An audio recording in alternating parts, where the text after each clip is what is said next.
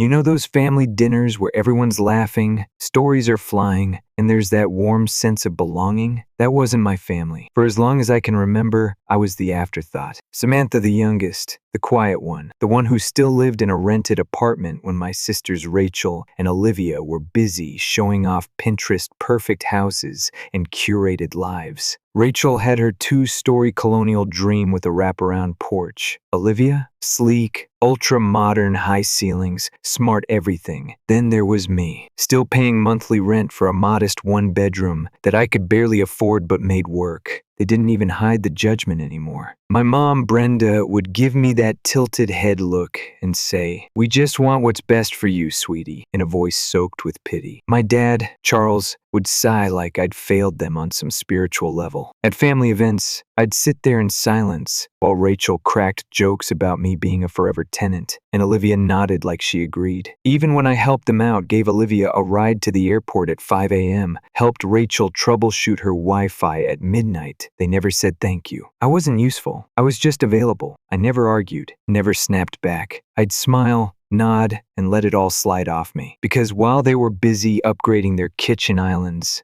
and comparing paint swatches, I was doing something they never bothered to consider. I was saving. No expensive brunches, no designer bags, no last-minute trips to Cabo. I drove the same car I'd had since college. I lived beneath my means, and every paycheck, I quietly moved a portion into savings. They thought I was stuck, but I was just waiting. I never told them I was house hunting, never mentioned the dozens of walkthroughs, the years of budgeting, or the nights I spent obsessing over loan options and property taxes. I didn't want the noise. I didn't want their opinions. I wanted freedom, and eventually, I found it. A home that wasn't just four walls. It was peace. A quiet street, a wide driveway, clean, simple lines, and warm wood accents. The kind of place where you could actually breathe. The moment I stepped into the open kitchen and saw the light pouring in through the skylights, I knew. This wasn't just a house. It was mine, paid in full. No mortgage, no co-signer, no strings. I didn't post it online, didn't text my sisters. I didn't even tell my parents. I wanted the moment to be mine, untouched by their judgment or condescension. But eventually, I decided they should see it. All of them.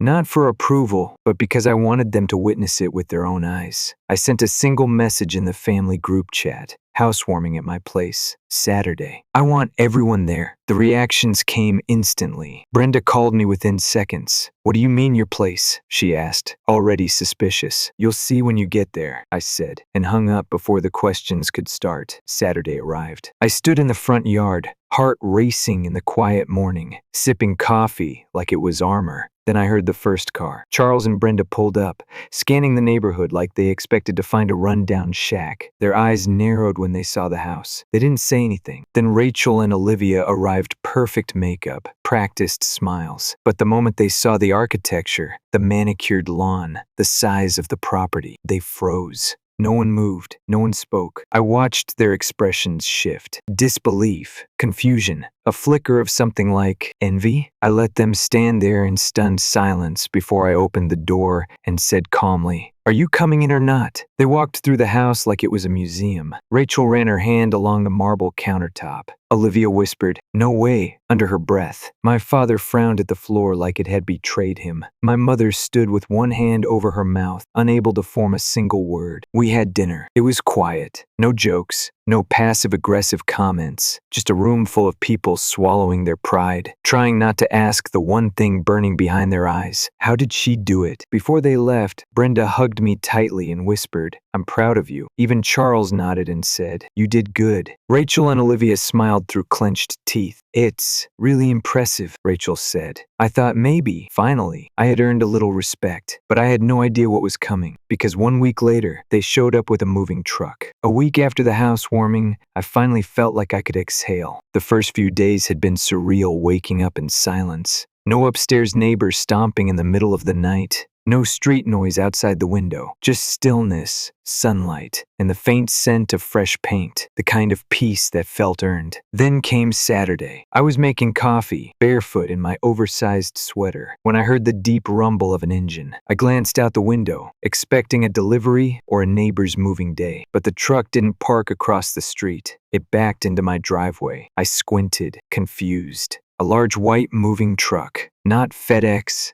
not Amazon, not local delivery, moving. One stepped outside, mug in hand, and that's when I saw them. Brenda climbed out of the passenger seat with a bright wave, like we were meeting for brunch. Charles was already at the back of the truck, talking to the movers. I walked down the porch steps slowly, heart pounding in disbelief. "What's going on?" I asked, my voice even, though my stomach churned. Brenda smiled like this was the most normal thing in the world. "Oh, we're moving in," I blinked. "You're what?" Charles clapped his hands and gestured toward the truck, all packed up, starting fresh. I looked at the moving crew. One guy was already wheeling a dolly stacked with boxes, labeled master bedding and kitchenware. I stepped in front of him. "No, stop. None of this is going inside." He hesitated, looking toward Charles for instruction. "Keep moving," Charles snapped. I said stop, I repeated, voice firm now. Brenda laughed, airy and dismissive. "Don't be dramatic, Samantha. This house is huge, more than enough space for all of us. 4 bedrooms, it's perfect." "You didn't even ask me," I said, stunned. "We didn't think we had to," she replied, brushing it off like I was being unreasonable. "We're your parents, and you're not exactly sharing it with anyone. Sell your house and get a condo," I said sharply. Brenda rolled her eyes. "Why should we do that when you have all this space?" I stood frozen, trying to wrap my head around the audacity of it all. Then came the worst part. Charles pulled out his phone and said to the person on the line, "Yes, we're going to need a locksmith." I stared at him. "Are you serious?" "This is our house too," he said flatly. "We're getting keys made." That was it. Something inside me snapped, not in a loud, dramatic way, but in a cold, final sort of way. The kind you don't come back from. I pulled out my own phone. Brenda's eyes narrowed. "What are you doing? Since you didn't listen the first 10 times I said no, maybe you'll listen now." I dialed. The 911 operator answered,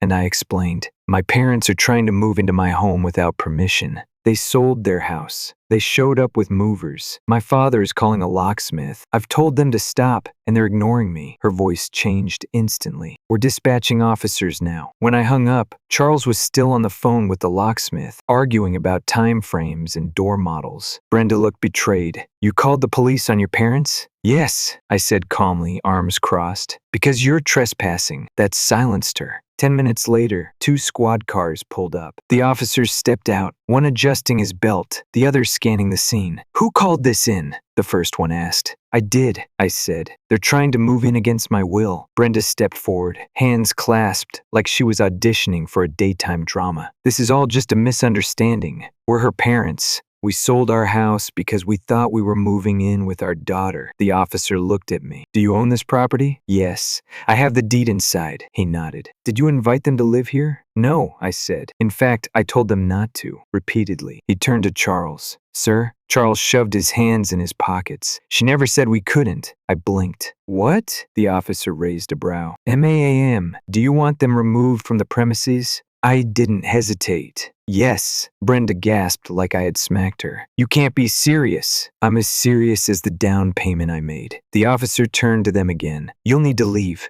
If you refuse, we'll have to escalate." Charles opened his mouth, but the second officer stepped in, firmer. "Sir, don't make this harder than it has to be." The movers, who'd been lingering in awkward silence, suddenly got busy reversing their work. Boxes were wheeled back into the truck. Brenda stood there, stunned, then burst into tears. "Samantha, we have nowhere to go." I stared at her. "You sold your house without asking me if you could live here. That's your fault. We're family, and family doesn't manipulate or lie." I could see the guilt act coming, tears, trembling voice, twisted expressions meant to break me down like they had 100 times before. But not anymore. The police waited until the last box was loaded. Charles slammed the truck door. Brenda climbed in, wiping her face and throwing me one last wounded look like I'd abandoned them in the desert. Then they drove away. The officers nodded and left. I stood there for a moment, alone on my porch, then quietly stepped inside. For the first time since I moved in, the house house felt truly mine. I should have known that wasn't the end, because the next morning, I woke up to 200 missed calls and a message from Rachel that said, "What the hell did you do to Mom and Dad?" By the time I opened my eyes Sunday morning, my phone looked like it had been struck by lightning. 217 missed notifications. My group chat with the family was blowing up like it was a national emergency. The first message came from Rachel. "What the hell did you do to Mom and Dad?" Then Olivia, "I can't believe you. You called the cops on our parents?" Then one from Brenda herself. "We're homeless now. Because of you," followed by the crying emoji. Of course, I scrolled through the flood of guilt-tripping chaos with my jaw clenched. No one had asked for my side. No one said, "What happened?" They had already chosen their narrative. Samantha, the cold-hearted daughter, evicts her loving parents into the street. My phone rang. Rachel. The first stared at it for a moment, then picked up. "What?" I said flatly. "Don't what me," she snapped. "Are you seriously okay with this? You humiliated them in front of strangers. They brought movers. They called a locksmith. What was I supposed to do? Roll out a welcome mat? You could have handled it like a normal person." I pinched the bridge of my nose. "Rachel, they didn't just assume I'd say yes. They planned it behind my back, sold their house, then showed up like it was already theirs. They thought you'd understand." "No," I said, my voice sharp now. "They thought I was still the quiet one who never says no." She went quiet for a second. "Then, there are parents, and they have 2 other daughters. Funny how they never asked to live with you or Olivia." Rachel didn't answer right away. Then she muttered, "That's not the point." "It kind of is the point," I said. "They thought I was the easiest to steamroll. Again, you just let them get thrown out by the police. I told them to leave. They refused," Rachel huffed. "If Grandma were alive, I cut her off. If Grandma were alive, she'd have rented them a U-Haul and driven them to the nearest motel. She didn't even leave them her house, remember? She gave it to Aunt Mary just so Dad wouldn't take it over." Silence. Then finally, "You're unbelievable," and she hung up. I dropped my phone on the couch and rubbed my face with both hands. I wasn't even angry anymore. I was tired. So tired of being the emotional punching bag. I stood up to grab a glass of water, and that's when I saw the notification pop up from my bank. $2,000 withdrawn from joint account, ending in 8,713. My blood turned cold. No. I opened my banking app. There it was, clear as day. The joint savings account I had stupidly left open with my parents years ago for emergencies had been drained by them. I hadn't touched it in years, but I never closed it because it had just sat there, untouched. A leftover formality, a forgotten relic. Until now. And then came her message. "Brenda, thanks for helping us out, sweetie. We'll pay you back when we can." Attached, a photo of Charles handing her a brand new iPhone, still in its box. My hands shook as I stared at the screen. They had stolen from me. After trying to hijack my house, after weaponizing the entire family against me, I called. Brenda picked up on the first ring. "Samantha, hi honey. Give me my money back," I said, straight to the point. She sighed, like I was being childish. "Oh, don't be like that. We needed it. It wasn't yours to take. You have plenty, Samantha. Don't be greedy." I clenched my jaw. "That was my savings. You didn't even ask. If we had asked, you would have said no." "Exactly. So what difference does it make?" she replied, as if she'd just outsmarted me. I let out a bitter laugh. "You can't be serious.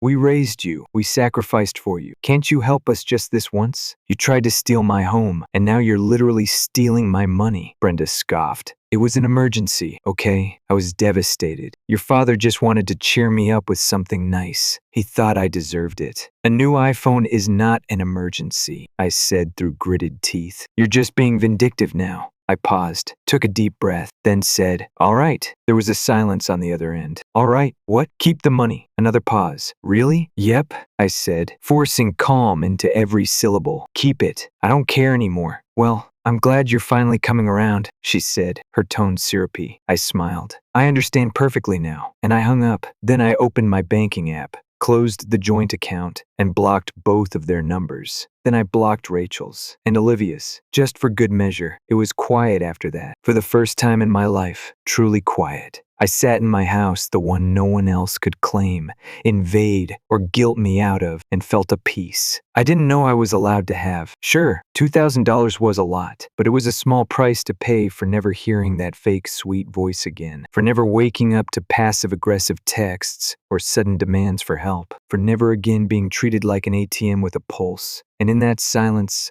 I realized something. It might be the best money I ever lost. You'd think silence would feel lonely, but after years of being talked over, dismissed, or treated like a punchline, silence felt like armor. Like a sigh you didn't realize you'd been holding for years. Once I blocked Brenda, Charles, Rachel, and Olivia, the flood stopped. The calls, the texts, the passive-aggressive guilt bombs, gone. The group chat I was once obligated to reply to, dead. And honestly, I didn't miss it. I spent the next week cleaning, organizing, adding little touches to my home. Not to impress anyone, just for me. I bought throw pillows I actually liked, hung art I'd been saving for someday, installed a bookshelf I'd never had space for in any apartment. I drank my morning coffee on the porch instead of on the go. For the first time in my adult life, I wasn't surviving, I was settling. But of course, peace doesn't last forever when you're dealing with people who think boundaries are optional. It started small, a card in the mailbox. No postage, just a folded note that said, "Please call us. We need to talk. We're family." No signature, but I knew that handwriting. Brenda's loops and dramatic underlines. I tossed it in the trash.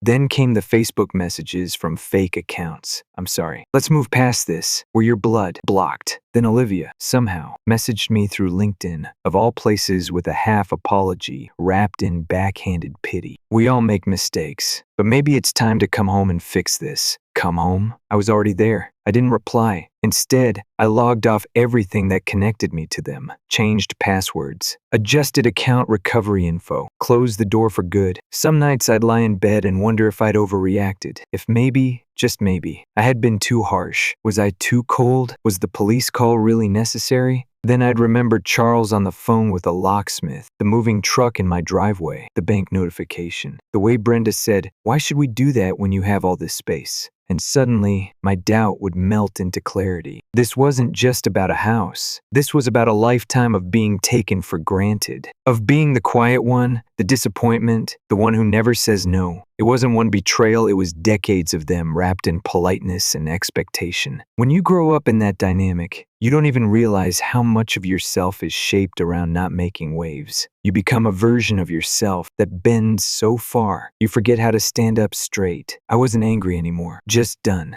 Then, one Friday afternoon, I got a call from an unknown number. I let it ring out. A minute later, a voicemail came through. I listened. It was Rachel. Her voice was subdued, tired. "Hey, I don't know if you'll even listen to this, but they're staying with me now. Temporarily," she says. "I guess they had nowhere else to go. It's been a lot. Mom's still talking about you like you ruined her life. Dad barely speaks. I'm exhausted. I don't know how you put up with it for so long. Anyway, if you ever want to talk, I'm here." I didn't call back. Maybe one day I will. Maybe I won't. That door isn't locked, it's just closed. What matters is that, for once, I chose whether it stayed open. Weeks passed. I started sleeping better. I read more, ate slower. I even started planting a little garden out back, something small: herbs, tomatoes, a lemon tree, if the climate allowed it. One evening I sat on my back deck, a soft breeze curling through the fence, a beer sweating on the table beside me. The sky was streaked with gold and violet. My phone was quiet. The house was quiet. I was quiet, not because I had nothing to say, but because, finally, no one was interrupting. I thought about the money they took, the house they tried to claim, the months, years I spent being invisible. And I realized something. Peace doesn't come cheap. It cost me $2,000, a joint account I should have closed, a lifetime of guilt and manipulation. It cost me strained relationships, awkward silences, and possibly a few permanent fractures. But what I got in return, freedom, and no price tag can compete with that. Story 2. My name's Claire. I'm 33, and up until a few months ago, I thought I was happily married. I was in Seattle on a 3-day trip for work, meeting with a client I'd been courting for months. It was late afternoon, and I'd just stepped out of a conference room, riding the post-meeting high, when my phone buzzed. It was Adam, my husband. I expected the usual, "How's the trip?" or "When are you coming home?" Instead, I answered to silence, followed by a voice so smug it sent chills down my spine. I'm divorcing you, he said casually. Also, I sold the condo. You'll need to find somewhere else to live. Just like that. No preamble, no explanation. My stomach dropped. I've already moved in with Brielle, he added, with the kind of tone you'd use to talk about the weather. She deserves a better place anyway. That little condo was depressing. I stared out at the rainy skyline. My fingers clenched tight around my phone. I'd suspected for months that there was someone else. The late nights, the mysterious work emergencies, his increasing emotional absence. But to hear her name, to have it confirmed so casually, still felt like a punch to the chest. And yet, I didn't let it show. Sounds good, I said, keeping my voice as neutral as possible. He paused, waiting for me to break, cry, beg. He didn't get it. Because here's the part he didn't know. That condo, it was in my name, solely. Adam had never cared much for details. When we refinanced earlier this year to get a better rate, I had the deed transferred to just me. He signed off on it, without reading a single line. I remember sitting across from him as he scribbled his signature, completely unaware that he was giving up all rights. I knew then that one day I might need that leverage. I just never imagined it would be this soon. After the call, I didn't cry, I didn't rage. I returned to the hotel, poured myself a glass of wine, and called Michelle my lawyer, and conveniently my oldest friend. He sold what? She said, half laughing, half horrified. Yep, without my consent. Claims the money's already spent on setting up his new life. Well, she said,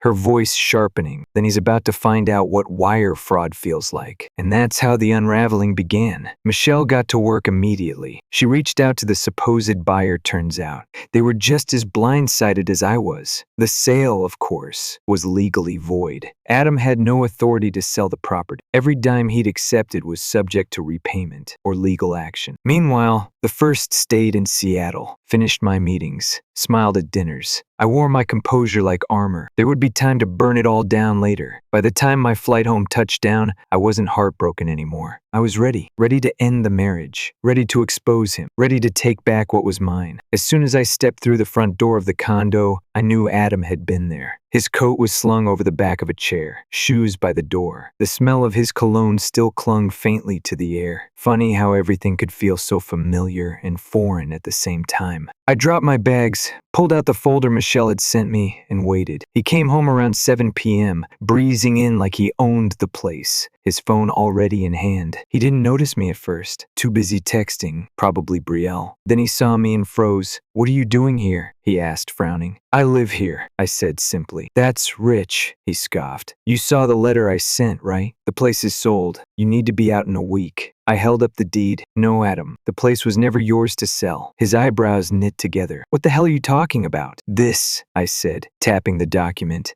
"is the deed. Transferred to my name months ago. You signed off on it. Remember refinancing?" He blinked. "You tricked me." I shrugged. "You signed. No tricks involved. You can't do this. You already did," I said calmly. "You tried to sell a property that doesn't belong to you. That's called fraud." The blood drained from his face. For the first time in years, he didn't have a comeback. I almost felt bad. Almost. The next few days were a blur of passive-aggressive texts, lawyerly language, and desperation thinly veiled as outrage. Adam tried to bargain, then threaten, then plead, all while Brielle, who I assumed was still under the impression that her new life was fully funded, waited in the wings. He called me selfish, cold, not the woman I married. And he was right. I wasn't. The woman he married let things slide, ignored red flags, gave him the benefit of the doubt again and again. That woman was gone. Michelle had the paperwork ready by the end of the week. Divorce proceedings were underway. The buyer had officially withdrawn. And Adam? Well, he was spiraling. Then came the day he brought Brielle to the condo.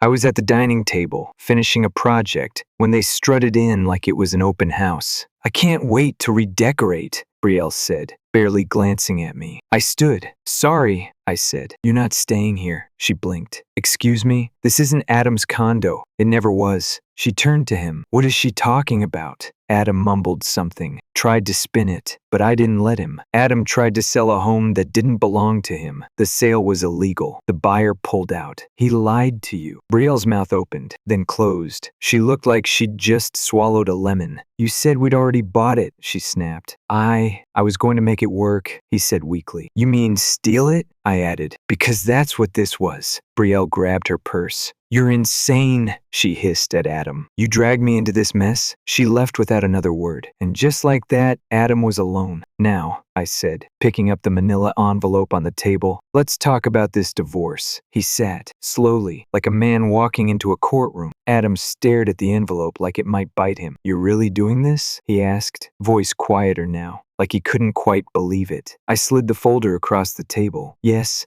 And you should read every page before signing. Don't just skim this one. He didn't touch it, just leaned back in the chair, rubbing a hand down his face like he was suddenly exhausted. For a second, it looked like all the bravado had drained right out of him. Claire, come on. You're not actually going to divorce me over this. I almost laughed. You called me out of state to tell me you were divorcing me. You told me you sold our home and moved in with another woman. There's no over this. You already lit the match. I'm just watching the fire burn. He looked away, jaw clenched. I wasn't thinking straight. I was confused. Right, I said, standing up. Confused enough to try and steal a home that wasn't yours. That tracks. Adam didn't reply. He just sat there, looking smaller by the second. I walked out of the room and left him alone with the consequences he never thought would catch up to him. That week, I began the process of reclaiming not just the condo but myself. I boxed up everything that screamed him. The tacky art prints, the bar cart he never used but insisted was elevated, the endless collection of gaming accessories he never put away. I piled them neatly in the guest room, labeling the boxes with sticky notes so he couldn't claim I'd lost or damaged anything. He'd been staying with a friend since the Brielle incident. At least that's what he claimed. I didn't ask questions. I didn't care. Michelle kept me updated on the divorce proceedings. He's cooperating, she told me during one call, though not happily. He knows he doesn't have a leg to stand on. She paused. Also, he's asking if you'll agree to mediation. I laughed. Mediation for what? There's nothing left to split.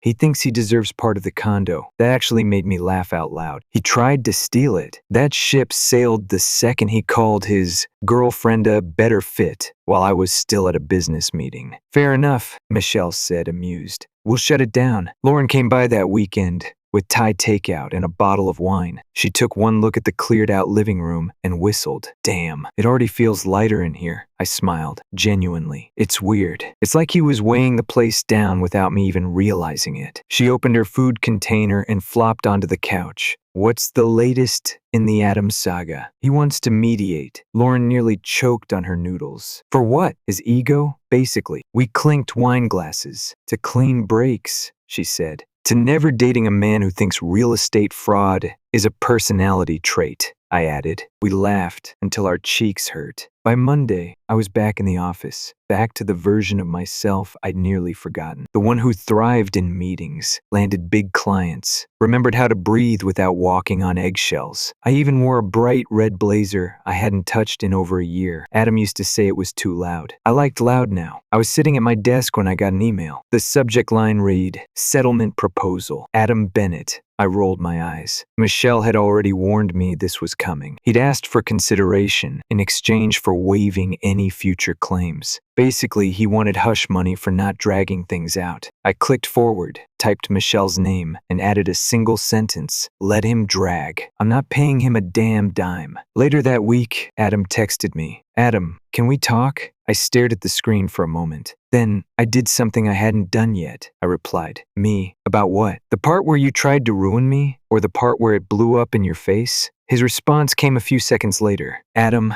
I screwed up. I know that, but we built a life together. Doesn't that count for something? I sighed. Not because I was tempted, God. No, but because he still didn't get it. Me, we didn't build anything together. I built. You coasted. And when you thought you could get away with it, you sold the house I bought and ran off with someone else. That's not love. That's opportunism. He didn't reply after that. 2 days later, I got home from work and saw his car parked outside. When I opened the door, he was standing there in the hallway, holding a single box of his stuff. Just here to grab the rest, he said, not meeting my eyes. Guest room, I said simply, walking past him. I could feel his presence behind me as I moved through the kitchen. It was like a shadow that used to belong to someone I loved, but now it was just weightless, empty. Claire, he said suddenly, voice softer than I'd ever heard it. I turned. I really did love you. I was just unhappy. I crossed my arms. and instead of talking to me, you cheated, lied, tried to take what wasn't yours. That's not unhappiness, Adam. That's cowardice." He looked like he wanted to argue, but he didn't. He just nodded, picked up the last box, and walked out. And when the door closed behind him, I didn't cry. I exhaled. It felt like the first real breath I'd taken in years. A few nights later, I sat on the balcony with a glass of wine, wrapped in the old throw blanket. I loved but Adam hated because it looked like it belonged to a grandma. The city lights flickered below, the hum of life buzzed all around me, and I felt still, not stuck, not angry, just still. Michelle called. "Good news," she said. "Everything's filed. You'll be officially divorced in 30 days. I closed my eyes. "Thanks, Michelle, for everything. You did all the hard stuff," she said. "I just handled the paperwork." But she was wrong. The paperwork was the easy part. Leaving behind the version of me who tolerated Adam's lies, who lowered her voice so he wouldn't feel criticized, who kept hoping he'd grow up. That was the hard part, and I'd done it. Not perfectly, not without pain, but completely. It rained the day the divorce was finalized. Not a dramatic storm, just a soft, steady drizzle. The kind of rain that makes you slow down and listen. I sat by the window with a cup of black coffee, watching drops race down the glass like tiny rivers carving paths through fog. It felt fitting, quiet, honest, no fireworks, no dramatic breakdowns. Just the end of something that had already been over for a long time. Michelle texted me mid-morning. "It's official. You're free." I didn't cry. Didn't feel much of anything at first. I just stared out the window, nodding to myself, like my body needed a moment to catch up with what my heart already knew. It was over. I put the mug down and pulled the blanket around my shoulders tighter. The apartment was still and clean, finally feeling like it belonged to me, not us. Just me. Adam reached out that afternoon. One last time. His number popped up on my screen. I almost let it go to voicemail, but something told me to answer. "Hello?" He paused. "Hey, I just wanted to say I signed everything." "I know," I said softly. Michelle told me. Right. Silence. Then, "Do you hate me?" That question hit heavier than I expected. I thought about it for a moment before answering. "No," I said. "I don't hate you. I think I'm just done with you." He didn't respond right away. "I messed up,"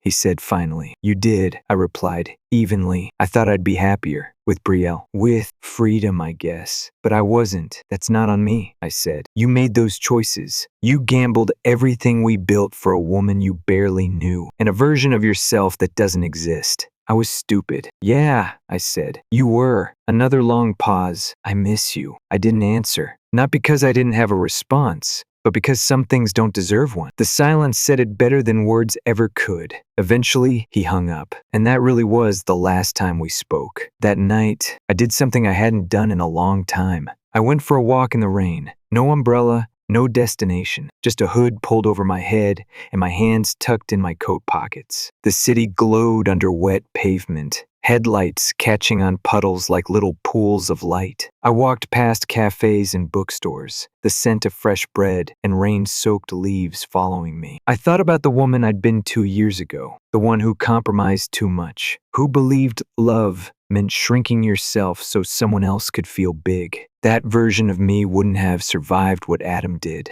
But the version walking through the mist tonight, she had not just survived, she'd rebuilt. A few days later, I found a box in the back of my closet. Old photos, cards, a concert ticket from our first date. I sat cross-legged on the floor, flipping through the pieces of a life I no longer lived. We had good moments, I'll give us that. Laughing until we couldn't breathe at bad reality shows. Cooking together on Sundays. Dancing in the kitchen when he'd had too much wine. It wasn't all lies. But the love didn't grow, it decayed. Slowly, quietly, like rot behind a wall. You don't notice until the whole thing starts to collapse. I kept a couple of photos, ones where I looked truly happy. Not for the memories, but as a reminder of who I was before him. The rest, I tossed. Lauren and I met for dinner the following weekend. She showed up in a bright yellow raincoat and handed me a small gift bag with a grin. "Divorce Day present," she said. "Open it." Inside was a simple bracelet, thin silver with a small charm that read, "Unbreakable." I laughed. "A little dramatic, don't you think?" She shook her head. "Nope, just accurate." We clinked glasses. "To fresh starts," she said. "To people who don't make us question our worth," I added. The apartment didn't feel like a battlefield anymore. It felt like peace. I started waking up early again, making coffee before sunrise, sitting on the balcony with my journal, just breathing. No one criticizing my schedule. No cold shoulder over nothing. No wondering if I was imagining the distance. I picked up an old hobby watercolor painting. I was never great at it, but I didn't care. The colors calmed me. I painted with music playing low, barefoot in the living room, the windows open. The apartment slowly turned into a space that looked like me, soft colors, warm lighting, books stacked on every surface. I was reclaiming more than just a home. I was reclaiming myself. Then one afternoon I saw Adam again. I was grabbing coffee from a local spot a few blocks away. Rain again, this city never stops crying, but the line was short. I'd just gotten my latte when I saw him across the street. He looked older, tired, thinner than I remembered. He noticed me too. We made eye contact. He gave a small nod. I returned it. That was it. No words, no drama, just a quiet acknowledgement between two people who had nothing left to say. I walked away, coffee in hand, shoulders light, the past behind me. That evening, I sat on my couch and wrote a letter not for Adam, but for me. A letter to the woman I was when I picked up that first phone call in Seattle. You don't know it yet, but this will be the best thing that ever happened to you. You'll cry, yes. You'll question everything, but you'll also rebuild brick by brick, breath by breath. One day, you'll look around and realize you feel whole, not because of someone else, but because you chose yourself. You walked away. You said enough. And that decision, that moment of choosing your peace over his chaos, that's where your real life begins. I folded the letter and tucked it inside my journal. And just like that, the last goodbye didn't feel so heavy. The seasons started changing, slowly, like they always do. The air got crisper in the mornings. The trees outside my building traded green for gold, then gold for bare branches. I stayed, not just in the apartment, but in my own body, my own mind. That might sound strange, but for the longest time, I'd felt like a guest in my own life. Like I was waiting for someone else to decide what came next. Now, I wasn't waiting anymore. One Saturday, I walked to the farmer's market. I'd gone with Adam once or twice, but he always acted like it was beneath him. Why pay $10 for apples? He used to say. Now I wandered through the stalls slowly, choosing oranges by how they smelled, not by price. An older woman running the honey stand smiled at me. You look peaceful, she said. I smiled back. I think I am. I didn't expect healing to be loud, and it wasn't. It was quiet, steady, like water smoothing down rough stones over time. It showed up in the way I cooked dinner with the music on, and no one telling me to turn it down. It lived in the way I let the dishes wait until morning without guilt, in how I filled the bed, stretching out without worrying about taking up space. Freedom wasn't fireworks. It was the slow realization that I didn't have to ask permission anymore. Not to breathe, not to dream, not to be. One evening, Lauren and I sat out on the balcony with mugs of mulled wine, wrapped in blankets. She glanced inside at the apartment. You've really made this place yours. I nodded. It's strange. For so long I saw it as ours. Then I saw it as the place he tried to steal. But now, it just feels like home. She leaned her head against my shoulder. You earned that. The divorce papers arrived in the mail a few weeks later, stamped, finalized, closed. I opened the envelope, held the pages in my hand for a while, then tucked them into a folder I labeled done. Not divorce, not Adam, just done. That night, I lit a candle, poured myself a glass of wine, and played a record I hadn't listened to in years. I let the music wrap around me like soft wind, not sad, not bitter, just still. The next morning, I woke up early, pulled on a hoodie, and watched the sunrise from the balcony. It was soft and golden, the kind of sunrise you don't talk through. I didn't cry. I just watched. Some days, I still feel echoes. Not of love, of silence, the kind I used to fill with overthinking. Did I say the wrong thing? Should I have done it differently? Maybe if I'd tried harder. But those questions don't stick anymore. They pass through me like smoke. I know the truth now. I showed up. I stayed. I gave. He didn't. And it's not my burden to carry anymore. A few months after the divorce,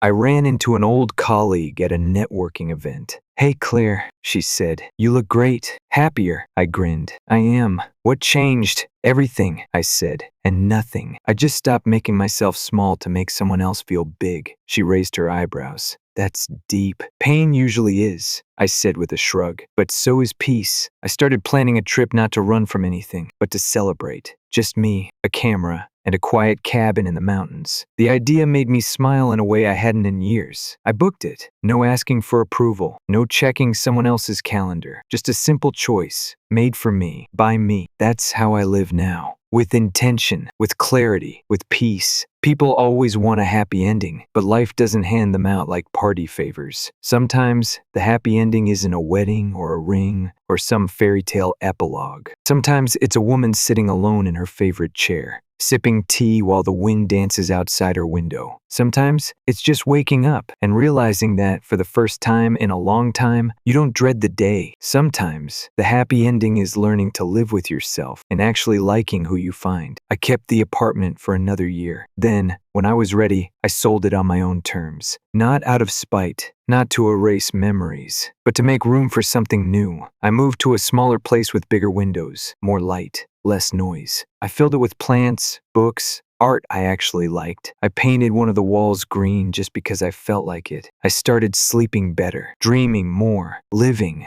Adam reached out one more time, months later. A short message, "I hope you're doing well." I didn't respond, not because I was angry, but because I didn't need to. There was nothing left to say. Sometimes I sit with that thought. He thought he won when he left. He thought walking away meant I'd fall apart. But what he didn't realize was this: you don't break someone who already knows how to rebuild. You just free them. This was never just a story about betrayal. It was a story about returning to yourself after being lost in someone else's shadow.